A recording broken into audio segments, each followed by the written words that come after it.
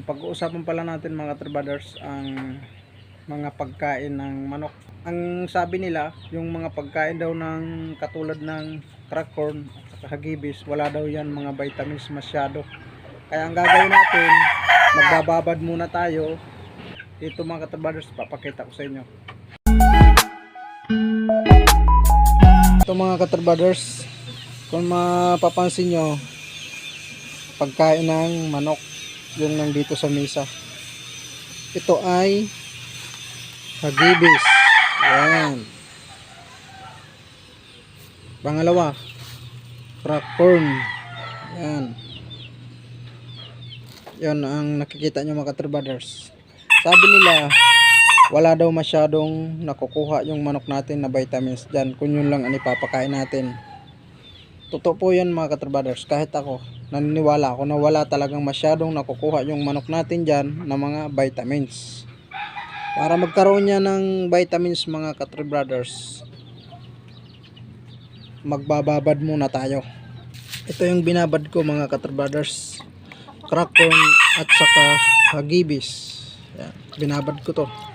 Ipapakita ko sa inyo mga ka-tribrothers kung anong vitamins ang ilalagay ko dito para to sa mga manok na naglulugon. Ito ay mabisa na ginagawa mga ka-tribrothers.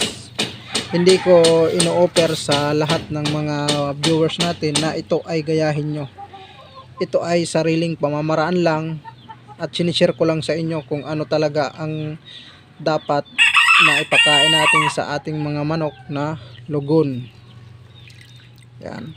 Yung mga nag-uumpisa pa lang lumaglag yung mga balahibo, pwede rin to. Tapos yung mga balahibo na patigas na, pwede rin to. Mamaya mga ka-tribrothers, update ko na lang kayo. Ayan, ito na mga ka-tribrothers, yung gatas na ating sinasabi na vitamins nila na nakukuha dito sa ating patuka. Kaya maghalo na tayo mga ka-tribrothers. Ayan. So, tama-tama lang yung lagay. Ayan.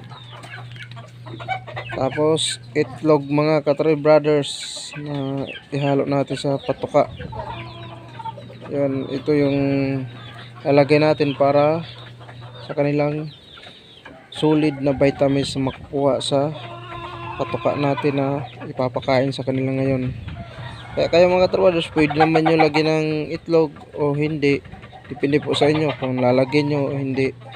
Ang sa akin naman, pag nagpapakain ako, itlog at saka gatas ang linalagay ko dito mga ka-tribrothers. Yan, tataktak natin para mahalo na.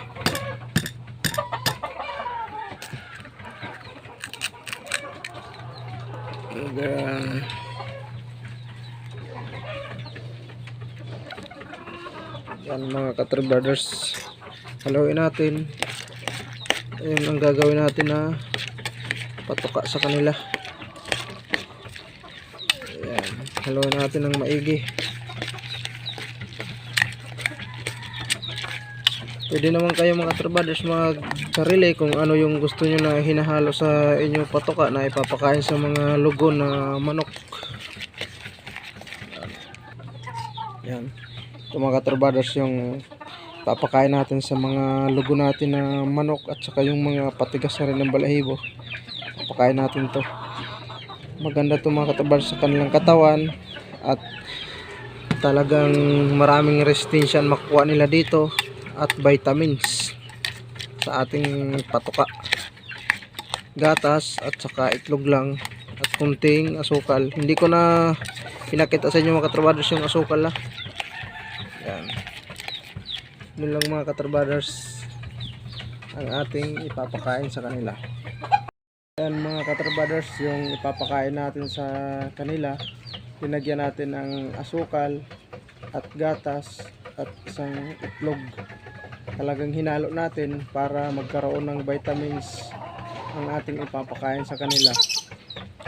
Depende po sa inyo mga tribrothers kung ano yung ihalo nyo na kain na vitamin sa inyong patuka.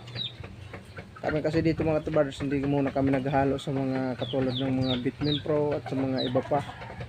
Kasi naglulugon yung mga manok natin at yung mga iba, patigas na rin ang balahibo. pag hinaluan natin ng ibang mga vitamins na katulad ng mga Vitamin Pro, ay hindi natin masasabi na mabilis sila maglugon. Imbis na maglugon sila ng tuloy-tuloy, parang matitigil sila mga katabaders dahil maninibago. Hanggang dito na lang muna tayo mga katabaders. Thank you so much sa inyo dyan lahat. God bless.